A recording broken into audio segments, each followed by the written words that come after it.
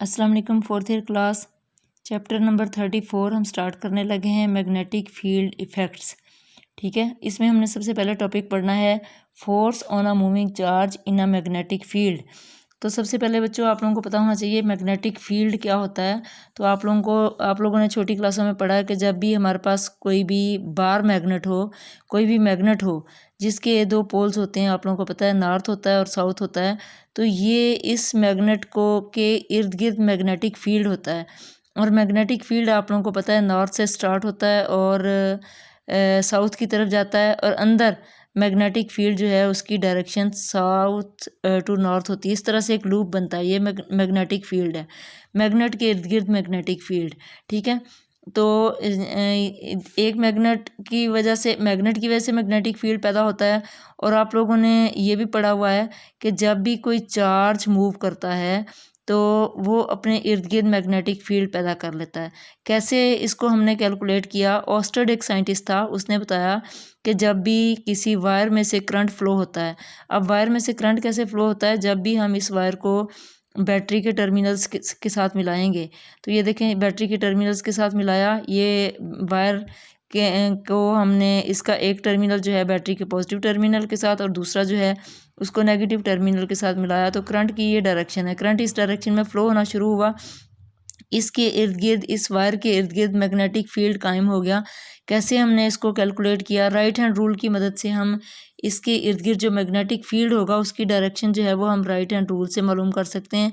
तो right hand rule में हमने क्या करना है कि हमने ये देखना है कि करंट की डायरेक्शन अपवर्ड है, तो हमने जो वायर है उसको इस तरह से पकड़ना है कि करंट की डायरेक्शन, थंब जो है वो करंट की डायरेक्शन में हो। तो ये देखें थंब जो है वो करंट की डायरेक्शन में है, तो कर्ड फिंगर, जब इसको मैं इस तरह से पकड़ूंगी तो कर्ड फिंगर जो हैं, ये देखें वायर को इस तरह से पकड़ा और कर्ड फिंगर्स जो हैं ये करंट मैग्नेटिक फील्ड की डायरेक्शन को डिनोट कर रही हैं।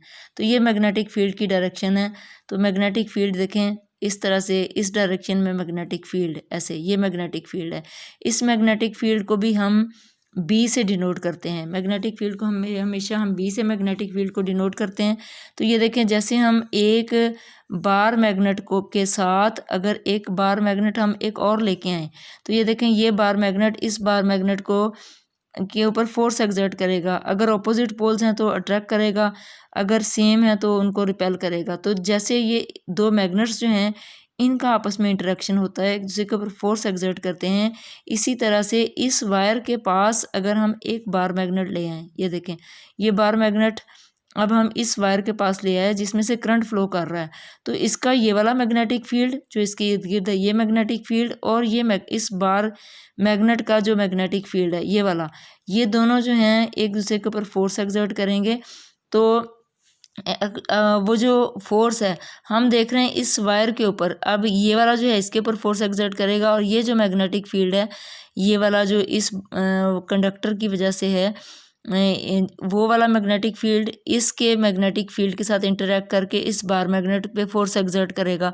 तो हम फोर्स निकाल रहे हैं इस कंडक्टर के ऊपर कितनी फोर्स एक्ट करेगी, तो वो हमने कैलकुलेट की थी कि इस कंडक्टर की लेंथ अगर L हो और इसमें से करंट I फ्लो कर रहा हो, तो इस मैग्नेट के ऊपर इस जो कंडक्टर है, इस ये जो वायर है इसके ऊपर जो फोर्स एक्ट करेगी उसको हम F से कैलकुलेट कर सकते हैं, और वो F किसके इक्वल होगी, I L क्रॉस B, यानी कि कितनी फोर्स एक्ट कर रही होगी, हम करंट जितना भी है वो और लेंथ ऑफ द कंडक्टर और मैग्नेटिक फील्ड, इन तीनों को हम मल्टीप्लाई करेंगे तो जितनी वैल्यू आएगी उतनी फोर्स जो है इस कंडक्टर के ऊपर एक्ट करेगी। इस तरह से हम ये वैल्यू कैलकुलेट कर सकते हैं। अब ये जो है एक्चुअली क्या होता है कि इस कंडक्टर के ऊपर एक्ट नहीं कर रही, असल में इसके अंदर चार्जेस हैं जो कि मूव कर रहे हैं, तो उन चार्जेस की के ऊपर फोर्स एक्ट कर रही है। तो ये वाली फोर्स निकाली हम, इसके अंदर जितने भी चार्जेस जो कि v वेलोसिटी से मूव कर रहे हैं या करंट है उस पर कितनी फोर्स एक्ट कर रही है। अगर हमने एक चार्ज के ऊपर, ये तो सारे चार्जेस के ऊपर निकाली ना, अगर हम एक चार्ज के ऊपर निकालना चाहें तो हम एक चार्ज के ऊपर फोर्स निकाल सकते हैं कि हर चार्ज के ऊपर कितनी फोर्स एक्ट कर रही है, तो वो हमने निकालनी है कि कोई एक चार्ज जो है उसके ऊपर टोटल कितनी फोर्स एक्ट कर रही है। तो वो निकालने के लिए क्या करेंगे, हम सबसे पहले तो ये कंडक्टर जो है उसको हम कंसीडर करते हैं। हम कहते हैं कि कंडक्टर जो है ये जो है इसको हमने इस तरह से बनाया, इसके ऊपर इसको हमने मैग्नेटिक फील्ड के अंदर रखा, और मैग्नेटिक फील्ड जो है जो मैग्नेट की वजह से पैदा हुआ, और मैग्नेट की वजह से मैग्नेटिक फील्ड कैसे पैदा होगा, नीचे नॉर्थ अगर हम रख दें और ऊपर हम रख दें साउथ, तो नॉर्थ साउथ कैसे होगा कि नॉर्थ और साउथ को तो हम अलग नहीं कर सकते, कोई भी मैग्नेट जो है उसके नॉर्थ और साउथ को कभी भी अलग नहीं किया जा सकता। तो क्या है कि एक बार मैग्नेट हमने इस तरह से रखा और एक बार मैग्नेट इस तरह से रखा कि उसका नॉर्थ ऊपर और साउथ नीचे। तो ये देखें magnetic lines of force north से स्टार्ट हो रही हैं और साउथ की तरफ जा रही हैं इस तरह से। ये देखें ये मैग्नेटिक फील्ड की डायरेक्शन है, एक्सटर्नल मैग्नेटिक फील्ड। और हमने ये एक वायर है जिसके अंदर से करंट फ्लो कर रहा है और चार्जेस इस डायरेक्शन में मूव कर रहे हैं, ऐसे इस डायरेक्शन में वी वेलोसिटी से मूव कर रहे हैं। और ये जो कंडक्टर है इसकी लेंथ जो है ये जो कंडक्टर है इसकी लेंथ L है, और वी वेलोसिटी से इसके अंदर जो है वो चार्जेस मूव कर रहे हैं। तो इस वायर जो है और इसका एरिया ऑफ क्रॉस सेक्शन है A, ये जो वायर है इसका एरिया ऑफ क्रॉस सेक्शन है A। तो हम इसका वॉल्यूम कैलकुलेट कर सकते हैं। वॉल्यूम होता है area of cross section multiply by length. तो ये हमारे पास आ गया इसका वॉल्यूम। अब इसके अंदर चार्ज कैरियर्स हैं N। तो इस टोटल जो वायर है इतनी जिसकी लेंथ L है और इसका area of cross section A है, इसके अंदर टोटल चार्ज कैरियर्स आ गए NaL। और हर चार्ज कैरियर जो है जो इसके अंदर इलेक्ट्रॉन्स हैं या चार्ज कैरियर्स हैं उनके ऊपर चार्ज है Q। तो जब हम इसको Q से मल्टीप्लाई कर देंगे तो ये इस वायर के अंदर जितने भी चार्ज कैरियर्स हैं उन पे टोटल चार्ज आ जाएगा। तो टोटल चार्ज जो है वो किसके इक्वल आ गया, NaLQ। तो ये टोटल चार्ज आ गया। ये हमने कैलकुलेट किया है। इसकी हमें क्यों ज़रूरत पेश आई टोटल चार्ज कैलकुलेट करने की, क्योंकि हमने निकालना है कि इस वायर के अंदर कितने चार्ज कैरियर्स हैं और हर जितने भी चार्ज कैरियर्स हैं उन पे टोटल फोर्स एक्ट कर रही थी ILB।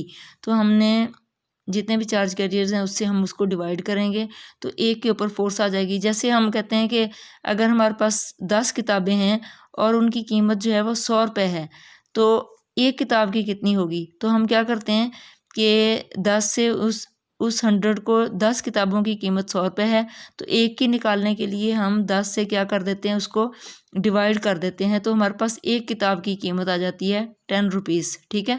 तो इसी तरह से हमारे पास टोटल चार्ज कैरियर जो हैं NaLQ हैं। तो ये हर एक चार्ज के ऊपर जो है वो और इन पे कितनी टोटल फोर्स कितनी एक्ट कर रही है वो कैलकुलेट करेंगे। फिर हम टोटल चार्जेस से उसको डिवाइड कर देंगे तो एक चार्ज के ऊपर जो है फोर्स आ जाएगी कि कितनी एक्ट कर रही है। तो आइए देखते हैं कि वो हम कैसे निकालेंगे। तो हमने ये देखें यहाँ हमारे पास है करंट, तो यहाँ हमारे पास है ये जो है Q divided by T। Q को जब हम T से डिवाइड करते हैं तो वो हमारे पास करंट आ जाता है, आप लोगों को पता है। तो हम यहाँ देखेंगे Q डिवाइडेड बाय T, तो ये हमारे पास आ जाएगा करंट। तो Q कितना है अभी हमने कैलकुलेट किया है NaLQ है, तो हम लिखेंगे NaLQ, ठीक है, डिवाइडेड बाय T। तो अब हम T कैसे कैलकुलेट करेंगे, T हम इस वायर के अंदर चार्ज कैरियर्स जो कि V वेलोसिटी से मूव कर रहे हैं और इसकी लेंथ L है, तो हम यहाँ से T कैलकुलेट कर सकते हैं। कैसे कैलकुलेट कर सकते हैं, आप लोगों ने पढ़ा हुआ है V = S divided by T, पढ़ी हुई है ना इक्वेशन। तो यहाँ हमारे पास S की जगह डिस्टेंस कितना है, L है। इस यहाँ से चार्ज कैरियर एंटर हो रहे हैं और इधर से बाहर निकल रहे हैं, टोटल डिस्टेंस ट्रेवल कर रहे हैं L। तो हम S की जगह लिखेंगे L डिवाइडेड बाय T। तो V = L divided by T। तो T अगर इधर चला जाए तो देखें T अगर इधर चला जाए तो V यहाँ आ जाएगा, तो ये आ जाएगा L/V। तो T की वैल्यू हमने कैलकुलेट कर ली, वो हम यहाँ रखेंगे। तो देखें NaLQ डिवाइडेड बाय T, तो T की जगह हमने अभी कैलकुलेट किया है L/V। तो L से कैंसिल हो गया, ये V ऊपर चला जाएगा। तो हम इसको लिख सकते हैं I = NaQ और ये V, ठीक है, ये हमने लिख लिया। अब ये देखें I हमने कैलकुलेट कर लिया। इस जगह पे हम जो है वो I की वैल्यू लगाएंगे तो हमारे पास फोर्स आ जाएगी। टोटल चार्ज कैरियर्स जितने भी थे उनके ऊपर टोटल फोर्स कितनी एक्ट कर रही थी। तो हम ये देखते हैं कि हमारे पास टोटल चार्ज कैरियर्स इस वायर की लेंथ L है, उसके ऊपर टोटल जो फोर्स जो है एक्ट कर रही है एल क्रॉस बी, और आई हमने जो कैलकुलेट किया है वो हम यहाँ लगाएंगे। आई है एन ए क्यू वी, तो यहाँ हम लगाएंगे एन ए क्यू वी और हम लिखेंगे एल क्रॉस बी। अच्छा बच्चों, अब ये यहाँ हम एक इक्वेशन जो है, इसको इक्वेशन को थोड़ा सा चेंज करेंगे। जब हमने फोर्स निकाली थी F is equal to I L cross B, तो हमारे पास क्योंकि वेलोसिटी नहीं है, तो हमने करंट की बजाय एल लेंथ को जो है, क्योंकि देखें आप देख रहे हैं कि जो लेंथ की डायरेक्शन है, हमने लेंथ की ये डायरेक्शन ली है, इस इधर से इधर चार्ज कैरियर इधर से एंटर हो रहे हैं, उधर जा रहे हैं, तो वेलोसिटी की डायरेक्शन ये है। पहले हमारे पास यहाँ इस इक्वेशन में वेलोसिटी नहीं थी, तो हमने लेंथ को जो है वो वेक्टर से डिनोट कर दिया, क्योंकि ये क्रॉस प्रोडक्ट है ना, L cross B vector product है, एल और बी, और फोर्स भी एक वेक्टर है। तो हमने यहाँ दो वेक्टर्स लेने होते हैं। आप लोगों ने क्रॉस प्रोडक्ट पढ़ा है, दो वेक्टर्स को जब हम मल्टीप्लाई करें तो थर्ड क्वांटिटी जो आती है वो वेक्टर आती है, तो इसको हम वेक्टर प्रोडक्ट कहते हैं। तो हमने लेंथ को as a vector product denote करके तो एल क्रॉस बी लिया था। अब ये देखें, लेंथ जो है वैसे वो एक स्केलर क्वांटिटी होती है, लेकिन क्योंकि हमें यहाँ वेक्टर चाहिए था, इसको हमने वेक्टर के साइन से डिनोट कर दिया था। लेकिन देखें यहाँ हमारे पास लेंथ से बेहतर एक वेलोसिटी जो कि है ही वेक्टर क्वांटिटी, तो हम इस एल को बाहर निकाल लेंगे और इस वेलोसिटी को हम वेक्टर की फॉर्म में डिनोट कर देंगे। तो हम इसको लिख सकते हैं एन ए क्यू।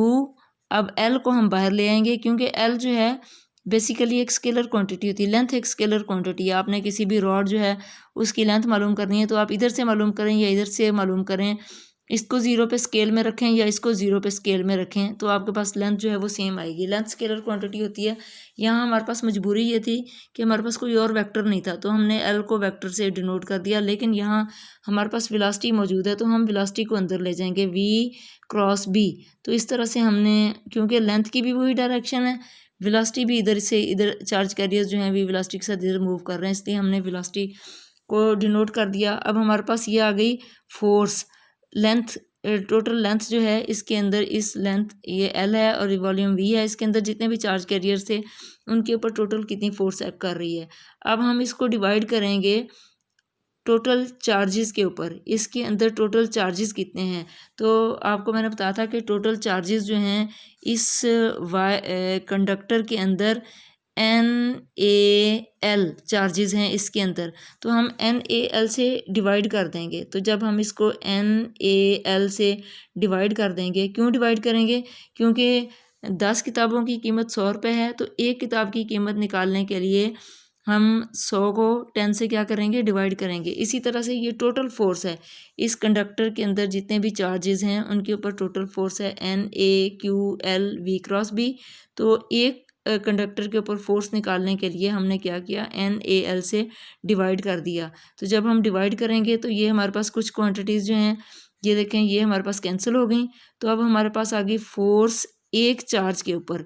तो एक चार्ज जो है उसके ऊपर फोर्स जो है वो एक्ट करेगी, जिसको हमने कहा F इजिकल टू, अब ये पूरे कंडक्टर के ऊपर नहीं, ये तो एल लेंथ का कंडक्टर था ना, उसके अंदर टोटल चार्ज कैरियर्स थे। अब ये जो हमने निकाली है, ये एक चार्ज कैरियर के ऊपर फोर्स आ गई क्यू वी क्रॉस बी।